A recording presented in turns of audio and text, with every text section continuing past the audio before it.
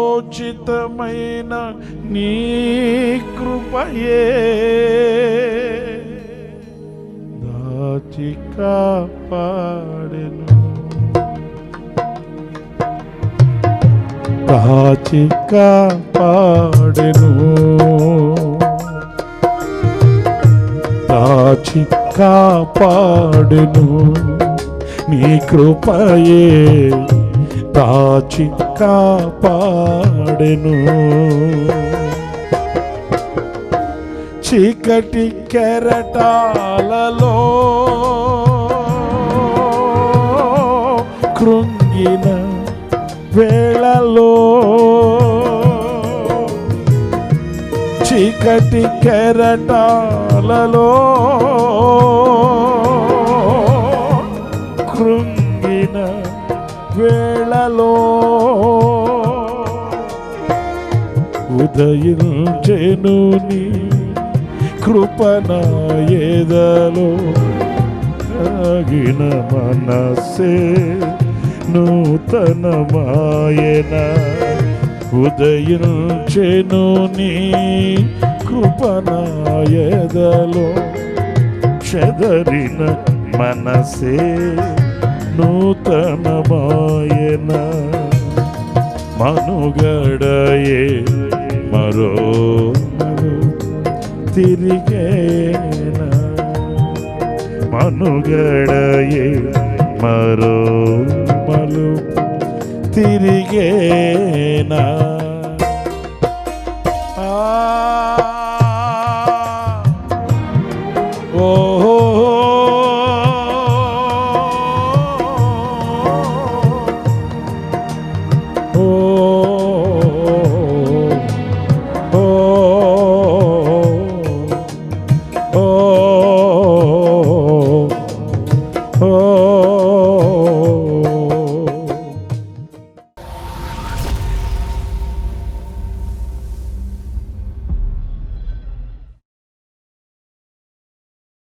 Praise the lord.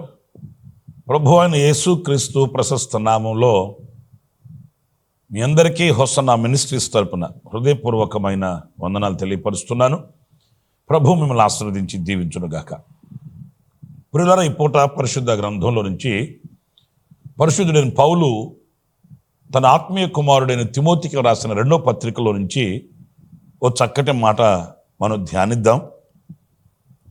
2వ అధ్యాయం 22వ వాక్యం.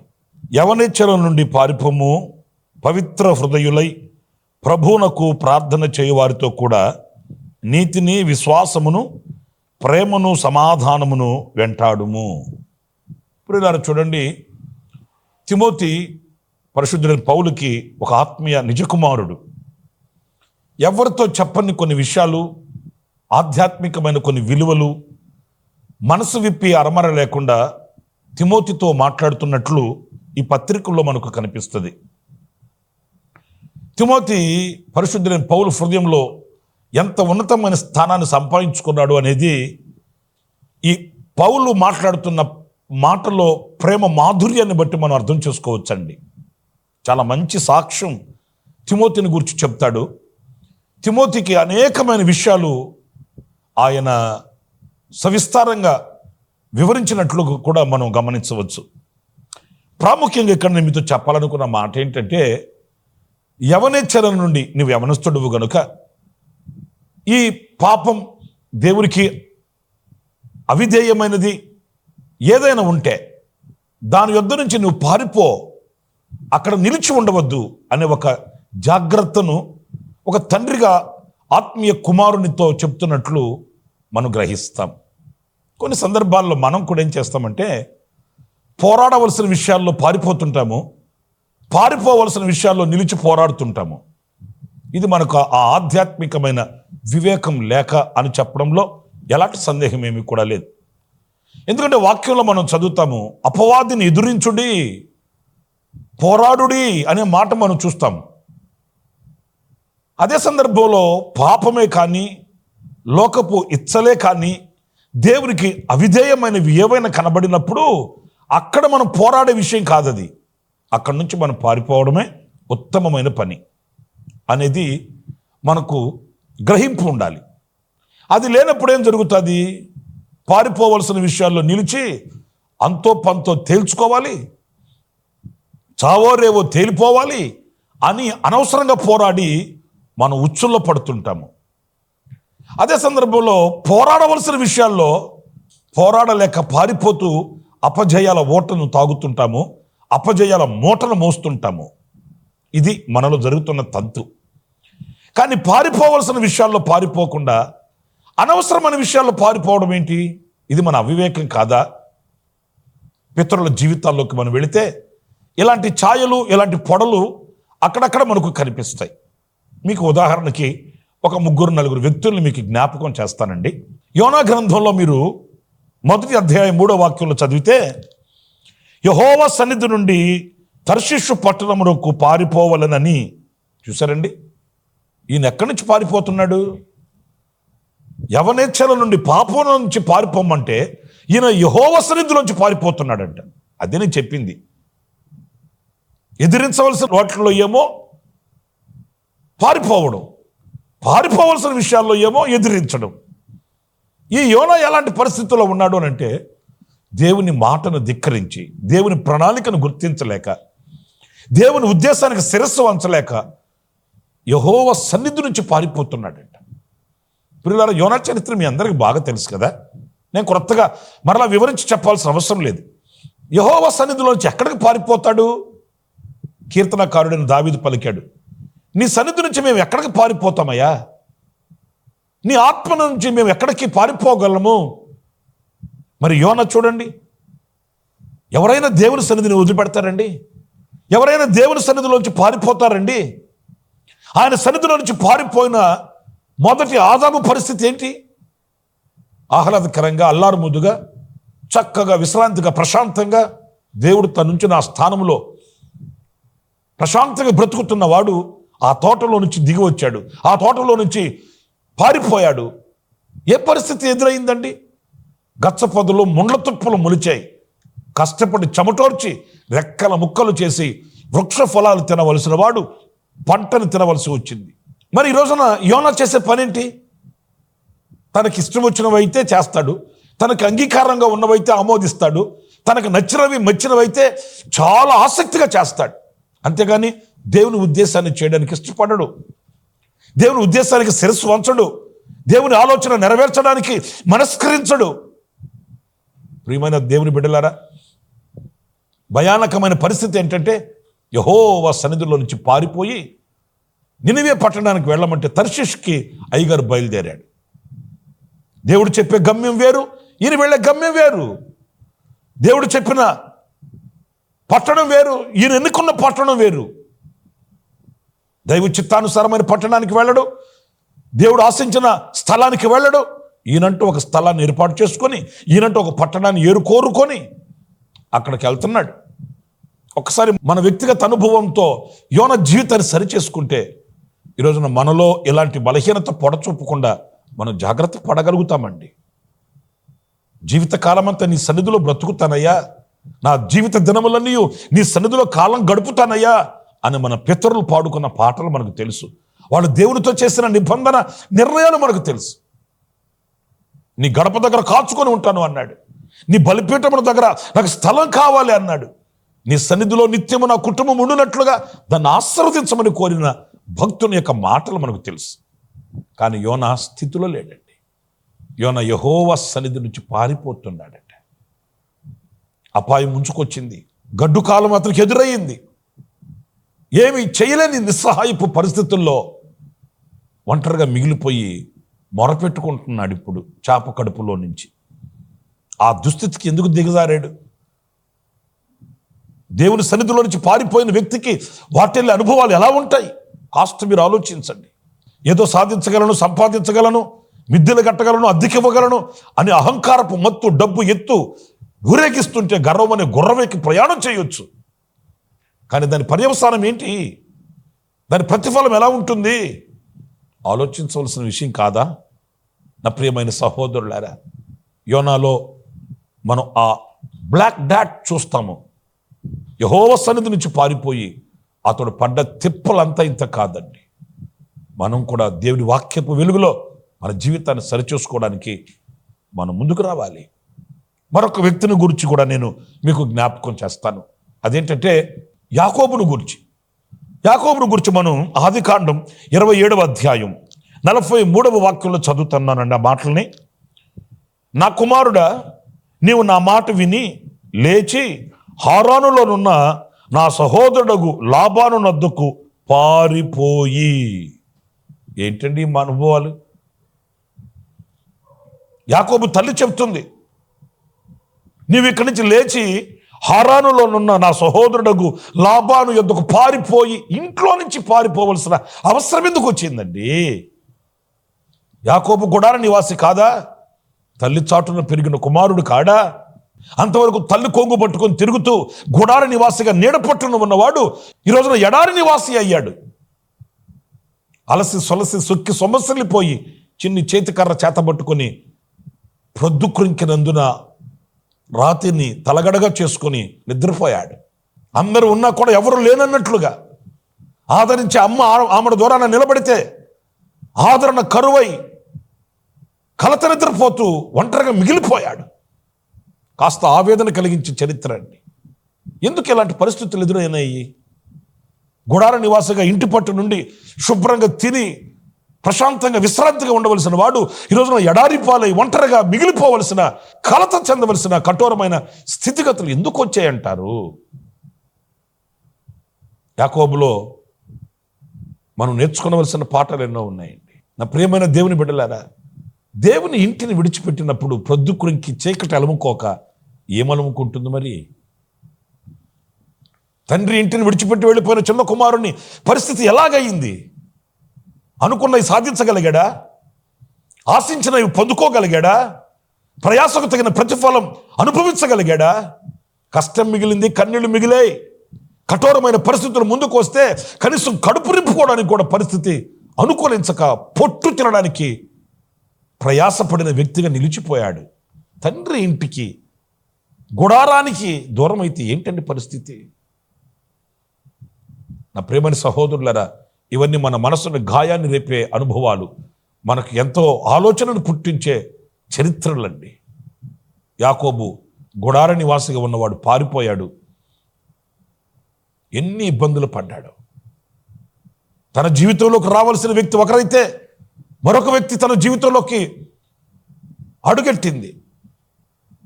తన బ్రతుకంతా ఏదో ఒక భారభరితంగా నడిపించబడినట్లుగా కనిపిస్తుంది. ఇవే మనం ఆలోచించి వివేచించి అడుగు వేయవలసిన అనుభవాలండి. ఏదో నా దేవుడు నన్ను దూరం చేశాడు, శ్రమ పెడుతున్నాడు, హింసిస్తున్నాడని దేవుని మీద మోపడం కాదు. మనకున్న చెడ్డలు అదే, మనం చేసిన కార్యాలకి దేవుని మీద మోపేస్తాం. దేవుడు నన్ను పరిశీలిస్తున్నాడు, దేవుడు నన్ను పరీక్షిస్తున్నాడు, దేవుడు నా చేయి విడిచిపెట్టాడు, ఇలాంటి అర్థం లేని వ్యర్థమైన మాటలు మాట్లాడుతుంటాము. కాదు కాదు కాదు కాదు గుడారాన్ని కాచుకొని ఉండవలసిన యాకోబు ఆ గుడారాన్ని విడిచి పారిపోయే పరిస్థితికి దిగజారిపోయాడు. ఇంచుమించు 20 సంవత్సరాలు అతని జీవితంలో బ్లాక్ పీరియడ్. 20 సంవత్సరాలు ఆలోచించండి. ఐగుప్తు రాజైన ఫరో అదే అడిగాడు, నువ్వు జీవించిన దినాలు ఎంత అంటే యాకోబు సరిగ్గా సమాధానం చెప్పలేకపోయాడండి. నేను చాలా దినాలు బ్రతికానులే కానీ యాత్ర చేసిన దినాలు కొంచెమే, సంతృప్తి లేదు. ఎందుకంటే చాలా కాలం వేస్ట్ అయిపోయింది, చాలా కాలం వ్యర్థమైపోయింది. చేయవలసిన పనులు చేయలా, చేయకూడని పనులు చేశా, ఉండవలసిన చోట ఉండకూడని చోటుకు వెళ్ళా. అంచేత సంతృప్తిగా ఇదిగో నేను బ్రతికిన దినములు ఇన్ని, నా బ్రతుకు సార్థకమైందని చెప్పలేని ఆవేదనకరమైనటువంటి అనుభవాల్లో ఫరో ఎదుట నిలిచాడు యాకోబు. నా ప్రియమైన సహోదరులారా, పారిపోయి ఎక్కడికి చేరుతాడు? పారిపోయి అతను ఆశించింది ఏంటి, అతను పొందుకుంది ఏంటి? యాకోబు సాక్ష్యాన్ని మనం వింటాం. రాత్రి మంచుకు తడిచాడంట, పగలు ఎండకు ఎండాడంట. మరి అంతే కదా, మరి గుడారాన్ని విడిచిపెడితే, నివాసాన్ని విడిచిపెడితే, ఇంటిని విడిచిపెడితే అంతే కదా, మరి ఆలోచించాలి కదా. ఇవన్నీ మనలో పొడచూపకుండా మనం జాగ్రత్త పడవలసిన అవసరం ఎంతైనా ఉందండి. ఇంకొక వ్యక్తిని గురించి కూడా నేను మీతో చెప్తాను. గొప్ప ప్రణాళిక ఉంది ఆ వ్యక్తిని గురించి దేవునికి. అతని పేరు మోషే. గొప్ప ప్రణాళిక ఉంది. వరపుత్రుడుగా పుట్టాడు. కానీ బాధాకరమైన విషయం ఏంటో తెలుసా? లక్షల మందిని ఐగుప్తులో నుంచి విడిపించవలసిన ఒక నాయకుడు ఒక్కరిని విడిపించాలని ప్రయాసపడ్డాడు. ఎంత దారుణమండి, ఎంత దారుణమండి. దేవుని ప్రణాళిక ఏంటి? లక్షల కాల్బాలాన్ని విడిపించగలిగిన శక్తి కలిగిన నాయకుడుగా ప్రభు చూస్తున్నాడు. కానీ ఇతనేమో ఒక్క వ్యక్తిని విడిపించడానికి హంతకుడయ్యాడండి. ఎంత వేదనకరమైన మాటలు చూడండి. హంతకుడయ్యాడు. ఎందుకు మోషే హంతకుడయ్యాడు? ఎందుకు మోషే చేతులు రక్తపాతమయ్యాయి, రక్తశక్తమయ్యాయి? మరో మాట చెప్పనా? ఇప్పుడు ఐగుప్తులో నుంచి పారిపోతున్నాడు మోషే. పారిపోవలసిన దుస్థితి మోషేకి ఎందుకు వచ్చిందండి? ఎంత గొప్ప ప్రణాళిక ఉంది మోషే మీద. లక్షల కాల్బాలానికి ఒక నాయకునిగా, ఒక తండ్రిగా, దేవుని యొక్క సెలవు చొప్పున అద్భుతాలు చేయగలిగిన ఒక నాయకునిగా చూస్తున్నాడు దేవుడు.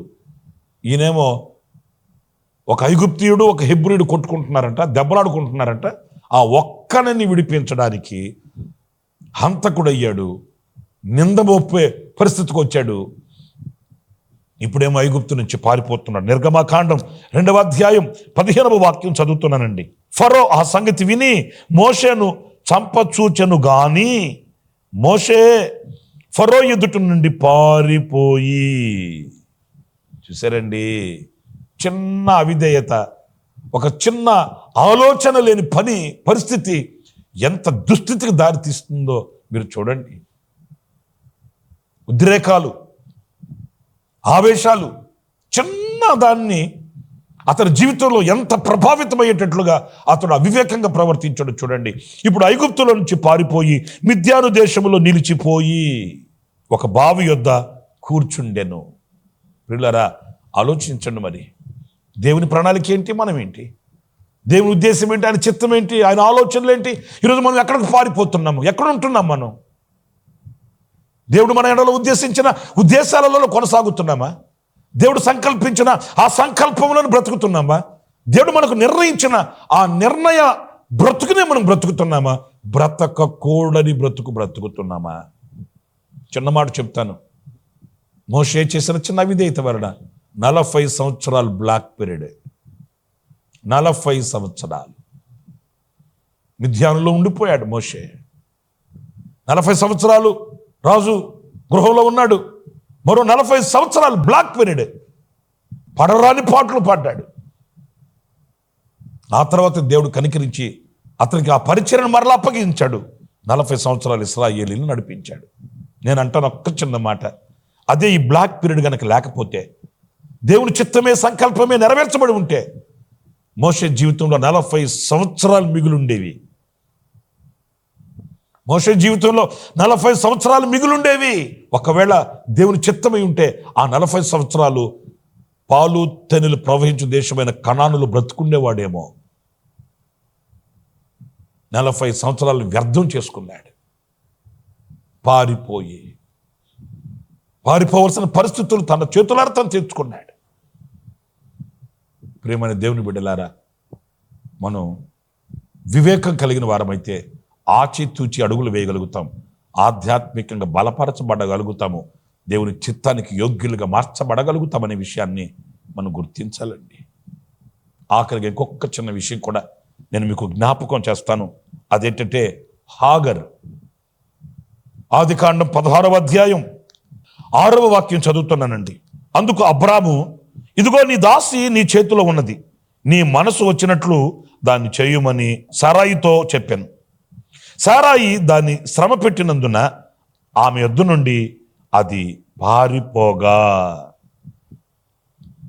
సారా తల్లి అయిన సారా హాగర్ని శ్రమ పెట్టిందంట. ఈ శ్రమకి పారిపోయి ఎడారి పాలైపోయింది. హాగర్ పట్ల దేవుని చిత్తం ఏంటి మీరు ఆలోచించండి. హాగర్ని గొప్ప జనముగా దేవుడు చేయాలని, ఒక సంతతిగా మార్చాలని దైవ ప్రణాళిక అండి. అవి మన మనసుకి, చిన్న హృదయానికి గోచరం కావు. సారా దగ్గర కొంచెం ఆమెకు శ్రమ అనిపించిందంట, పారిపోయింది. ఈ అలవాటు కూడా కొంతమందికి ఉంటుందండి. ఏదన్నా ఇబ్బంది వస్తే ఇంట్లోంచి పారిపోతారు. ఆ పారిపోయి ఇంక తర్వాత ఏంటి, మళ్ళీ 4 రోజుల తర్వాత మళ్ళీ అక్కడికి రావాల్సిందే కదా. ఆ మనస్తత్వం అంతేనండి. హాగర్ వెళుతున్న మార్గంలో దేవదూత హాగర్ను ఎదుర్కొంది. నేను చదువుతున్నాను చూడండి నా మాటను. 8వ వాక్యం.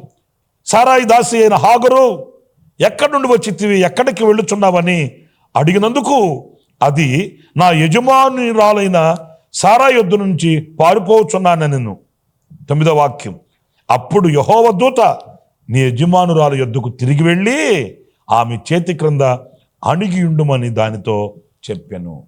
అంతే కదా మరి దేవుడు చెప్పేది. శ్రమ కలిగిందంటే కొంచెం వినయ విధేయతలతో ఉండి, ఓర్చుకొని, నేర్చుకొని, సహించి విధేయురాలుగా ఉంటే ఆ శ్రమలన్నీ సమస్య పోతాయి. పారిపోవడమే పరిష్కారమా? అఘాయిత్యాలకు పాల్పడడమే పరిష్కారమా? విసిగిపోవడం, అలసిపోవడమే పరిష్కారమా? సరే, ఉద్రేకాలకు పాల్పడి ఈరోజు ఇంట్లోంచి బయలుదేరి పారిపోతున్నావు. గమ్యం ఎక్కడా? ఏ గూడు చేరుతావు? ఏ దరి చేరుతావు? దూరదృష్టి లేని పరిస్థితి అండి. సారా శ్రమ పెట్టింది, శ్రమ కలిగింది, శోధన కలిగింది, ఇబ్బంది కలిగింది. ఇప్పుడు ఏం చేయాలి? నన్ను నేను తగ్గించుకోవాలి, ఈ శోధన తప్పేంత వరకు వినయ విధేయతలతో బ్రతకాలి అని వివేకంగా ప్రార్థించి పరిష్కారాన్ని తెలుసుకొని ప్రభు మీద ఆనుకోవాలి. కానీ పారిపోతే ఏమొస్తుందండి? దేవదూత అడ్డుకొని చెప్పిన మాట, ఓ నీకు శ్రమ వచ్చిందని పారిపోతున్నావు కదా, సారా నిన్ను ఇబ్బంది పెడుతుంది కదా, నాకు తెలుసు, ఇదిగో ఆ మనిషి దగ్గరికి వెళ్ళొద్దు, లేకపోతే సారాయి దగ్గరికి వెళ్ళొద్దు, నువ్వు ఈ మార్గంలో వెళ్ళు అని దేవదూత చెప్పలేదండి. ఎట చెప్తాడేంటి? శ్రమ వచ్చిందని పారిపోతే శ్రమ రాని వాళ్ళు ఎవరున్నారండి? శ్రమ కలగని వ్యక్తి ఎవరు ఉన్నారండి? లోకంలో శ్రమ కలగకుండా ఎందుకు ఉంటుందండి? ఎక్కడికి వెళితే ఇబ్బందులు లేవు, ఎక్కడికి వెళితే శ్రమలు లేవు, ఎక్కడికి వెళితే కష్టపడే అనుభవం ఉండదండి. ఇక్కడ నుంచి సారాయి అబ్రహాం ఇంట్లో నుంచి పారిపోయి వెళుతుంది. మరి తాను వెళుతున్న ఎడారిలో కష్టం రాకుండా ఉండిందా? త్రాగడానికి, దప్పిక తీర్చుకోవడానికి నీళ్లు కూడా లేని పరిస్థితి ఎదురవ్వలేదా? అది శ్రమ కాదా? ఇవన్నీ పెద్ద మనసు ఆలోచించవలసిన విషయాలండి. ఎక్కడికి వెళ్ళినా శ్రమ లేకుండా ఉండదు, కష్టం లేకుండా ఉండదు, ఇబ్బంది పడకుండా ఉండే పరిస్థితులు ఏముండవు. వినయ విధేయతలతో నేర్చుకొని, సహించి, ప్రభుని ఆనుకొని, ఆ ఇరుకైన మార్గంలో నేర్చుకున్న పాఠాలు తీపి జ్ఞాపకాలుగా ఉంచుకొని ఆధ్యాత్మికంగా బలపరచబడవలసిన స్థితిని విడిచిపెట్టకూడదనేది ఈ సందేశంలోని సారాంశం. పారిపోవలసిన విషయంలో పారిపోవాలి, నిలబడవలసిన విషయంలో నిలబడాలి. అందుకే పౌలు తిమోతితో చెప్తున్నాడు, నీవు యవనేచ్ఛల నుండి పారిపో, దేవుని సన్నిధిలో నుంచి పారిపోవద్దు, దేవుని చిత్తంలో నుంచి పారిపోవద్దు, దేవుని ప్రణాళికను విడిచిపెట్టవద్దు. నేను మీకు 4 వ్యక్తులను జ్ఞాపకం చేశాను. యోనా, యాకోబు, మోషే, హాగర్. 4 వ్యక్తులను జ్ఞాపకం చేశాను. వీళ్ళ జీవితాల్లో మనం నేర్చుకోవలసిన పాఠాలు నేర్చుకుందాం, స్థిరులై ఉందాం, కథలని పర్వతం వల్ల ప్రభు కొరకై సాక్షిగా బ్రతుకుదాం. అలాంటి కృప మనందరికీ ప్రభు అనుగ్రహించుగాక. తలలు వంచండి, చిన్న ప్రార్థన చేస్తాం. జీవాధిపతి అయిన ప్రభువా, మీకు వందనాలు నాయన. ఈవేళ ఆనాడు పరిశుద్ధులైన పౌలు పలికిన మాటల్ని జ్ఞప్తికి తెచ్చుకొని అనేక పాఠాలు నేర్చుకోవడానికి సహాయం చేశారు నాయన. పారిపోవలసిన విషయాలు గుర్తించి, గమనించి, వివేచించి, ఆలోచించి ఆ విషయంలో మేము పారిపోవాలి. స్థిరంగా ఉండవలసిన విషయాలు స్థిరంగా ఉండాలి. అలాంటి కృప మాకు అనుగ్రహించండి. యోనా నీ సన్నిధిలోంచి పారిపోయాడు. మోషే ప్రణాళిక గొప్పది. మోషే ఎడల మీకున్న గొప్ప ప్రణాళిక ఉంది నాయన. కానీ మోషే ఐగుప్తుల నుంచి పారిపోయాడు. యాకోబు గుడార నివాసంగా ఉండవలసిన వాడు, తను పారిపోయాడు. హాగరు వినయ విధేయతలతో ఆ ఇంట్లో ఉండి ఆశీర్వదించబడవలసిన వ్యక్తి. హాగరు ఎడల మీకు ఎంత ఉన్నతమైన తలంపులు ఉన్నాయి. పారిపోయే స్థితికి హాగరు వచ్చింది. కానీ విడిచిపెట్టక తప్పించి వారిని రక్షించావు నాయన. ఈనాటికి మమ్మల్ని కూడా మీరు రక్షిస్తున్నారు, కాపాడుతున్నారు. వివేకం కలిగి మేము కూడా బ్రతకడానికి సహాయం చేయమని, మనసు వికసింపబడిన వారమై, మనోనేత్రము వెలిగింపబడిన వారమై అడుగులు వేయడానికి సహాయం చేయమని మమ్మల్ని అందరినీ మీ చేతులు సమర్పించుకుంటూ యేసు నామములో ప్రార్థన చేసి వేడుకొనుచున్నాను తండ్రి. ఆమేన్, ఆమేన్. ప్రభు మిమ్మల్ని ఆశీర్వదించి దీవించునుగాక. ఈ దినమంతా విశేషమైన కృప నా దేవుడు మీకు అనుగ్రహించుగాక. ఆమేన్. ప్రతి దినము ఈ అనుదిన కృపాను సందేశాల కొరకు, ఇంకా మరిన్ని ఆత్మ సంబంధమైన సందేశాల కొరకు ఈ మా యూట్యూబ్ ఛానల్ ని సబ్స్క్రైబ్ చేసుకోండి. Pastor Ramesh ministries.